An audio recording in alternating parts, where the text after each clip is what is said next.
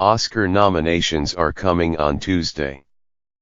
Will Meryl be snubbed? Will Get Out get a lot of love? Unclear. But we have early answers to some of the other pressing questions of the season. Have the awards been horribly depressing with so many accused sexual harassers exposed? Not so much. At least not the noir chic Golden Globes. Despite a dip in the ratings, what are the chances of another repeat of #Oscars so white? Slim, thanks to smashing performances by Mary J. Blige, Mudbound, Octavia Spencer, The Shape of Water, and Daniel Kaluuya, Get Out. Could all the money in the world twice redeem itself? First, after erasing all traces of the alleged harasser Kevin Spacey, and second, after paying its male star 1,500 times more than its female star to reshoot crucial scenes. Yes. And, to be determined. And, can a man win an Oscar once his name is the first to come up in a Google search for vagina guard? The fellow in question is, of course, James Franco, who this month won a Golden Globe and a Critics' Choice Award for his performance in The Disaster Artist. He was also the subject of a Los Angeles Times article last week in which 5 women accused him of inappropriate or sexually exploitative behavior. One of them said he had removed clear plastic shields from actresses' private parts while filming an orgy scene in 2015 for a yet-to-be-released project. Accusations against Mr. Franco began surfacing on Twitter days earlier, during the Golden Globes, where Mr. Franco wore a pin in support of Time's Up, the female-led anti-harassment initiative. Among the women raising the question of impropriety that night was the actress Ally Sheedy, who posted and then deleted a few cryptic tweets that said, among other things, "Why was James Franco allowed in?" These days every man in Hollywood seems to have a potential target slapped on his back, but the accusations followed a public incident in New York in 2014. That's when Mr. Franco, then 35, tried to arrange a hookup with a 17-year-old tourist via Instagram, and later admitted to having used bad judgment. Onto the present mess. Mr. Franco addressed the Golden Globes tweets last week on The Late Show with Stephen Colbert, saying, "I have no idea what I did to Ally Sheedy." He also said, "If I've done something wrong, I will fix it. I have to." He also insisted that he fully supported women speaking out, and later told Seth Meyers in an appearance on his show that the tweets were inaccurate, but that this is a conversation that needs to be had. Then on January 11, the Los Angeles Times published its article, in which several women said Mr. Franco got peeved when they refused to remove their shirts during filming. Another woman, whom Mr. Franco had been seeing romantically, said that once, while they were sitting in a car, he had nudged her head down to encourage her to perform oral sex, and that the power dynamic was really off. Mr. Franco's lawyer told the Los Angeles Times that the claims were not accurate. The actor's representatives directed the New York Times to statements on the late-night shows.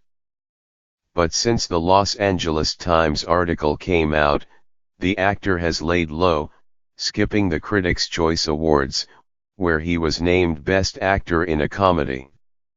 His representatives did not immediately confirm reports that he will attend the Screen Actors Guild Awards on Sunday night. Still, those in the Oscar tea leaf reading game have concluded that chances are pretty good that Mr. Franco's name will be on the list when Oscar nominees are revealed next week. The window for nomination voting opened January 5 and closed January 12, just one day after the article ran.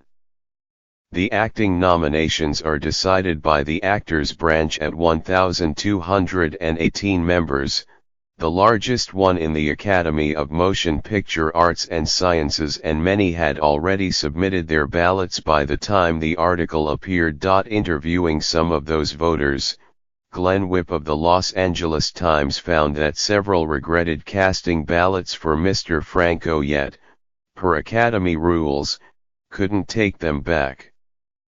But the bagger is also hearing that some in the Actors Branch met the accusations against Mr. Franco with little more than a shrug, and felt they were small potatoes, especially compared with the alleged misdeeds of, say, Harvey Weinstein, to name just one. Mr.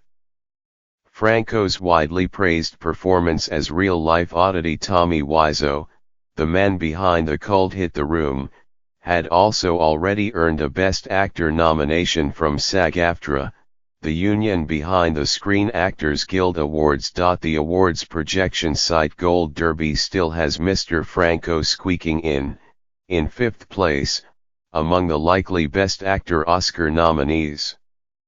With Gary Oldman, Darkest Hour, and Timothy Chalamet, Call Me By Your Name, dominating the race, Mr. Franco was always a long shot to win. The latest allegations make his odds even longer, the Academy being particularly sensitive to how it is perceived. But still, Mr. Franco could easily be in the running, which would hand the Oscars host, Jimmy Kimmel, a ready-made joke if there ever was one, whether Mr. Franco shows or not. But the ceremony isn't until March 4th, with each day bringing a shift in the #MeToo terrain, and each new allegation being met with a torrent of conflicting reactions.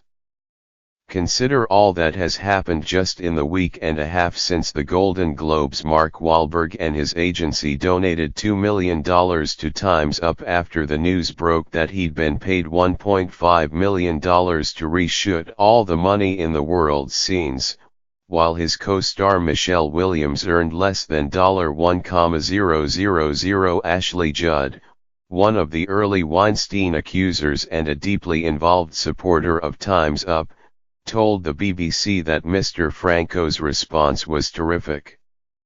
She added, "We've all behaved at a certain level unconsciously, and done things that were insensitive, inappropriate, without necessarily understanding that they were."